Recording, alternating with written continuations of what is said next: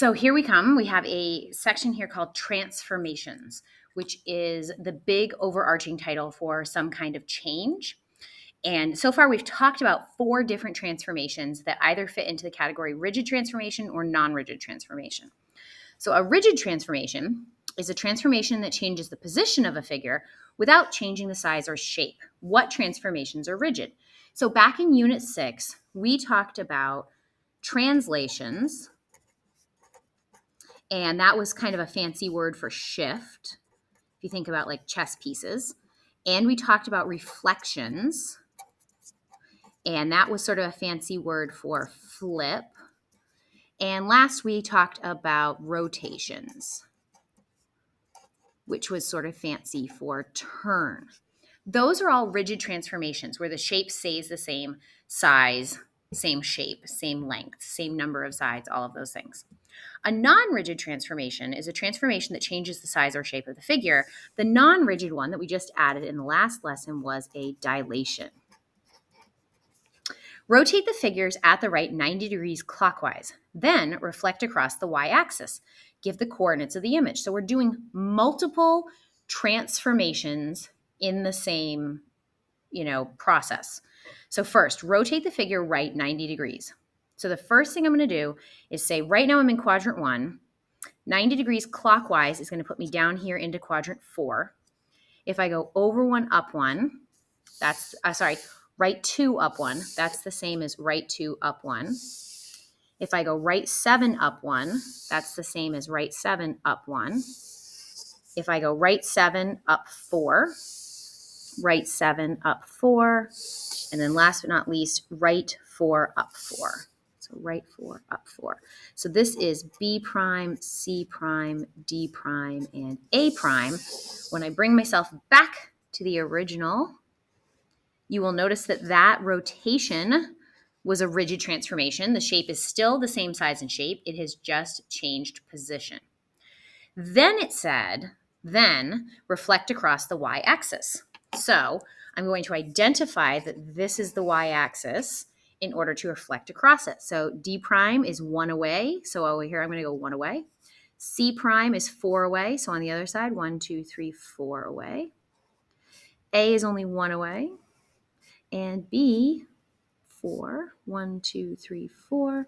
And this one, because it is the second change, all right? So the first change was A prime, B prime, C prime, D prime. Now I'm going to have A double prime, B double prime, C double prime, D double prime. If you are doing a series of transformations, if you did one more, it would go to triple prime. So here, A double prime is going to be -1, -2. B double prime is -4, -4. C double prime, -4, -7. And last, D double prime, -1, -7.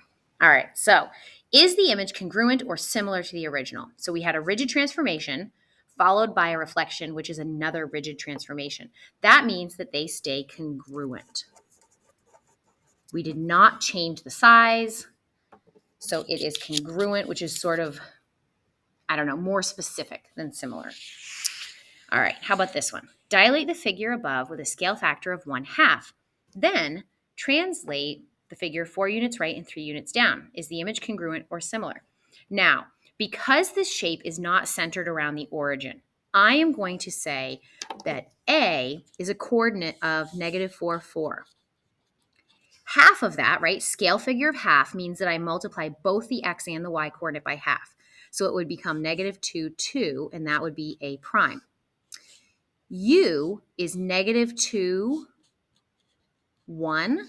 So if I multiply it, I'm going to get -1/2. So that's going to be U prime. This one is -4, -2. So half would be -2, -1, and that's going to be R prime. And last, L is -8, 1. So I'm going to go -4/2, and that would be L prime. So I am going to have to write over my coordinate there a little bit, but you will notice the lengths appear to be half as long. It also moved in the direction of the origin. So since it wasn't centered around the origin, you will notice that it sort of shifted toward the origin. The center got a little bit lower, the center got a little bit further to the right, moving closer to the origin. It says then, translate the figure 4 units right and 3 units down. So this coordinate, I'm going to go 1, 2, 3, 4 units right, 1, 2, 3 units down, and that would be my U double prime. 1, 2, 3, 4 units right, 1, 2, 3 units down, that would be A double prime. R is going to be 1, 2, 3, 4 units, 1, 2, 3, R double prime. And last but not least, this one here, L prime is going to go 1, 2, 3, 4, down 2, 3. L double prime. So the second transformation was rigid. However, if we look at the original shape, our double prime image is significantly smaller, making it only similar, right? We multiplied the X and the Y coordinates by 1/2, which kept it similar, but it did make the size change. So it is similar and not congruent. Last but not least, describe a sequence of transformations that could produce the image. So we need to think about this. First of all, here's my original, here's my image, and somewhere in there that needs to be an in-between step. This shape clearly gets bigger. So I definitely have a dilation in there somewhere. You will also notice that AD is on the top, down here AD is on the bottom. So I am going to start by, I'm going to flip it first. I'm going to do a reflection. So first, I'm going to reflect across the x-axis. So C, which is 1, 2, 3 above, is going to go 1, 2, 3 below. D, which is 1, 2, 3, 4, 5 above, going to come down here, D prime, C prime, and then B is 3 above, and A is 5 above.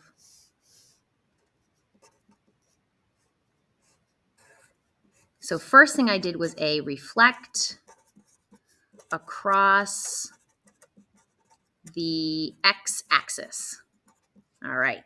Now I'm going to have to look at some coordinates here to see if I can figure out my dilation.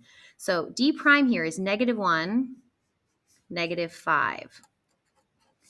D, now this is going to have to be D double prime, -2, 1, 2, 3, 4, 5, 6, 7, 8, 9, 10, -2, -10.